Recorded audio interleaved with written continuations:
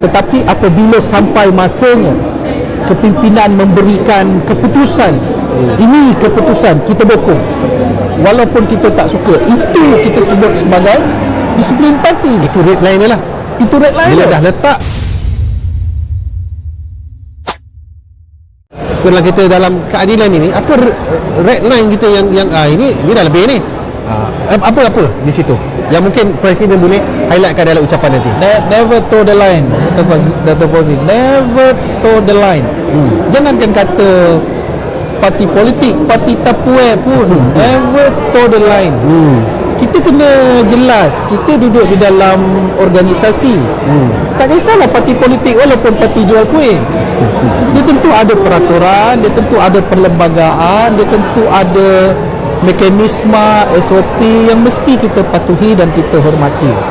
Kalaulah kita sebagai ahli parti yang mendukung rencana dan kemudiannya kita tak boleh hormat peraturan, kita tak boleh terima segala SOP mekanisme yang telah diputuskan, maka kita tidak sesuai untuk terus berada di dalam kedudukan itu. Jangankan kata parti politik, walaupun partinya parti tapue, parti jual kuih misalnya, orang suruh jual kuih koci, KC sebut nak jual kuih kari pap, kemudian dia marah-marah orang tak bagi, dia tak sesuai begitu. Parti punya peraturan, parti punya matlamat, parti punya mekanisme yang mesti dipatuhi. Sebab itu saya ulang berkali-kali, never toe the line. Selagi mana pemimpin punya hasrat untuk membawa parti maju ke depan, segala peraturan yang ditetapkan, kita sebagai yang dipimpin perlu meletakkan diri kita dalam keadaan redha untuk mematuhi peraturan itu. Selagi mana kita boleh faham kesinambungan ini, maka dinamik itu kita atasilah.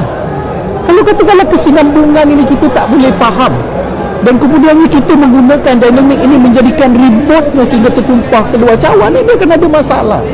Organisasi apa pun, percayalah cakap saya, jangan kata organisasi politik, organisasi apa pun, kalau katakan ada ahlinya yang tak boleh nak ikut peraturan, yang tak boleh faham kedudukan SOP, mekanisme dan sebagainya ini, tentu ia akan menimbulkan masalah. Tapi bukan pula berarti maksud saya tidak boleh langsung berbeza pandangan. Boleh. Kalau katakanlah of course lah, kita manusia tidak maksum. Ada peraturan yang direka oleh manusia tidak sesuai. Bukanlah semua peraturan kita boleh diterima sepanjang masa. Perkara yang dirasakan mungkin lagi tidak sesuai lagi pada waktu ini, yang kita bahaskan, kita usulkan. Tetapi apabila sampai masanya kepimpinan memberikan keputusan, ini keputusan kita dukung, walaupun kita tak suka, itu kita sebut sebagai disiplin parti. Itu red line dia lah. Itu red line Bila dia. dah letak,